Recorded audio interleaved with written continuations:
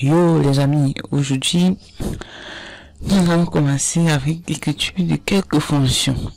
Déjà, dans cette vidéo, nous allons tout simplement apprendre à créer une fonction qui appelle deux autres fonctions. Cette fonction sera composée de deux autres fonctions comme nous venons de le dire. Une fonction que nous allons prendre pour un calcul et une autre pour un affichage. Le fait chercher ici est d'écrire une fonction qui fera un peu comme dans des autres langages. Alors déjà vous allez ouvrir votre éditeur de texte. D'une part, on va commencer à écrire notre bout de code. Alors ce qu'on va faire aujourd'hui déjà, c'est qu'on va créer une fonction qui fait un produit vectoriel. Donc, un produit vectoriel, ça se passe comment? On prend deux variables A et B, comme fait un produit scalaire avec C et D. Déjà, on sait qu'en mathématiques, ceci nous donne A fois C plus B fois D. C'est exactement ce que nous devons traduire en Haskell. Alors, pour commencer, on va donner la signature de notre fonction. On va l'appeler produit. Produit qui aura pour signature. Elle va prendre des int, des couples de int, des couples. Elle prend un couple, premier couple, ensuite un autre couple,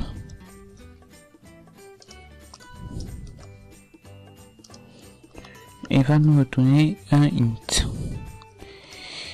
Et à noter que vous pouvez aussi faire cette fonction-ci en prenant des flottes, des couples de flottants, si vous voulez, ça marche également. Alors dans le code de notre programme, qu'est-ce qu'on va écrire déjà? On écrit produit, on lui passe ses arguments A et B, ça c'est son premier argument, ensuite le deuxième C et D.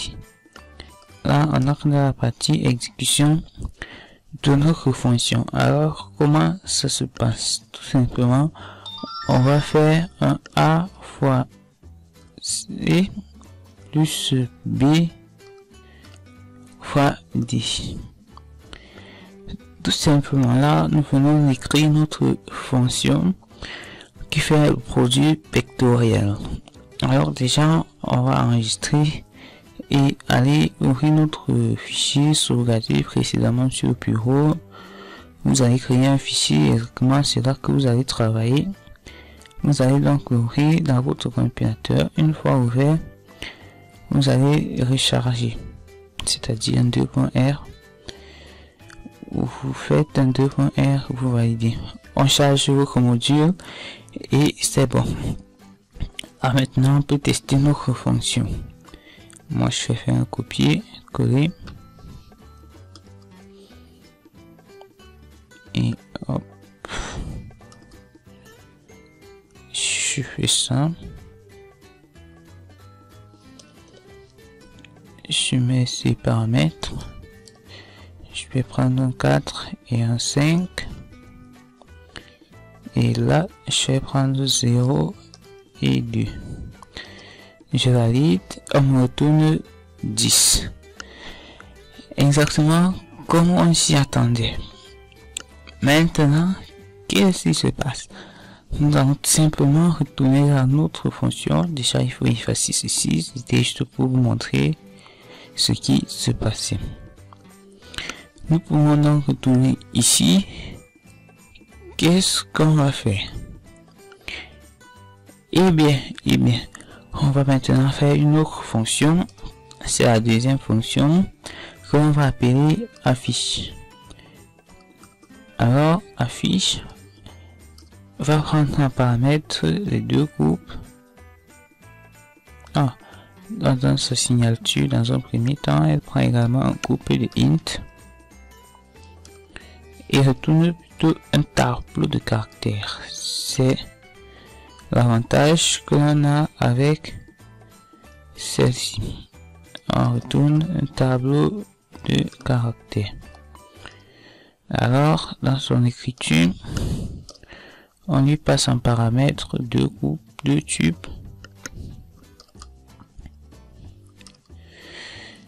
Et quand elle prend ces deux tubes, elle va retourner une chaîne de caractères. Alors ici, je me suis proposé de faire un peu comme en mathématiques. Déjà, je vais mettre le facteur, je vais mettre le premier vecteur scalaire, le deuxième vecteur nous donne telle chose. C'est un peu comme ça que j'ai fait ici. Vous allez vous rendre compte qu'ici, moi, j'utilise show. Pour ceux qui s'en rappellent plus, on a utilisé tout précédemment. J'espère pour vous que vous vous en rappelez. Show avait pour but de nous permettre en fait d'écrire, de transformer en fait une valeur quelconque en chaîne de caractères. C'est un peu ça le rôle du show. Donc, je me scalaire. On va utiliser show pour pouvoir lier ces chaînes en fait, vu qu'on va prendre la valeur de A et là l'insérer en fait dans une chaîne de caractères. C'est pour ça qu'on va utiliser ici le show. C'est assez avantageux, je dois dire, et c'est pas très consommant. C'est un peu les avantages qu'on a avec les fonctions prédéfinies en Haskell. On fait pas trop de travail. Et du coup, je mets un show, celui-ci sur le dernier, D.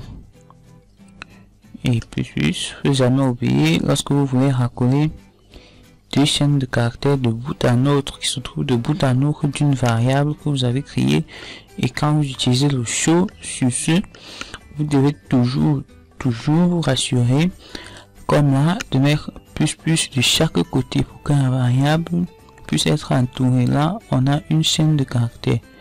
On essaie de faire la liaison entre cette chaîne de caractères et cette autre chaîne de caractères. C'est en fait là qu'est le but. Mais bon, vous ne devrez pas l'oublier d'ici tout. Alors, dans la suite, on pourra maintenant écrire notre fonction en elle-même. J'ai pas très envie de tester affiche vu que on va la tester tout à l'heure directement, vu que affiche ici n'est pas tellement si je vais dire si bonne fonction. Il faut qu'on applique à la première fonction pour qu'elle devienne quelque chose. Du coup, on va maintenant écrire notre fonction dite scalaire. Comme vous l'avez déjà deviné, c'est la fonction qui fera le boulot. En fait, c'est cette fonction-ci que l'on va écrire chaque fois qu'on voudra calculer le scalaire de deux vecteurs. Alors, je mets d'abord sa signature. Et là, je vais écrire son code. Très simple. D'après la signature, on prend deux paires en paramètres. Et là, tout simplement, j'ai déjà tout fait. Alors, qu'est-ce que je fais? Déjà, je vais juste écrire et ensuite, je vais essayer de vous expliquer. C'est pas compliqué ce que j'ai fait. Mais bon, je suis pas sûr que vous allez comprendre dans l'instant. Du coup, laissez-moi d'abord écrire. CTRL C. Là, je copie. Je commence tout d'abord par afficher, par appeler ma fonction affiche. Puis j'appelle show pjcd. Vous allez m'excuser. Produit. Là, je suis en train d'appeler l'autre fonction produit et c'est bon. Alors, vous avez besoin d'explications. Je vais essayer comme je peux. Qu'est-ce que je fous? En fait, ici, il faudrait bien préciser à show quelle est la valeur qu'il doit prendre en paramètre et transformer en chaîne de caractères. C'est très important. Faut pas oublier. Alors, ce que j'ai fait est très simple. Nous nous rendons compte que la fonction affiche est une fonction de départ. Une fonction de départ, pourquoi? Dans son affichage, eh bien, on va se rendre compte tout simplement qu'elle va prendre un paramètre qu'elle ne va prendre en paramètre que deux tubes, exactement affichés comme en mathématiques, du genre le produit scalaire de A, B et C, D, E. C'est exactement ça que l'on aura. Et quand on arrive au M, il est important, j'ai dit mais il est important que l'on fasse maintenant le calcul. En fait, cette dernière partie-ci vient faire le calcul. Une fois le calcul terminé, notre show se charge de transformer le calcul en chaîne de caractères. Une fois transformé en chaîne de caractères, on pourra la coller à la fonction affiche. La fonction affiche était déjà une chaîne de caractères qui est celle-ci. C'est là que l'on obtient l'affichage final. C'est un peu ce qui se passe. Du coup, on va enregistrer et c'est l'heure de venir tester. On recharge le module chargé. On va donc appeler notre fonction scalaire. Alors, son appel, je fais un copier et je colle. Là, je lui passe ses paramètres 0, 2 comme on l'a fait précédemment, 4 et 5. Je valide et là on a notre affichage.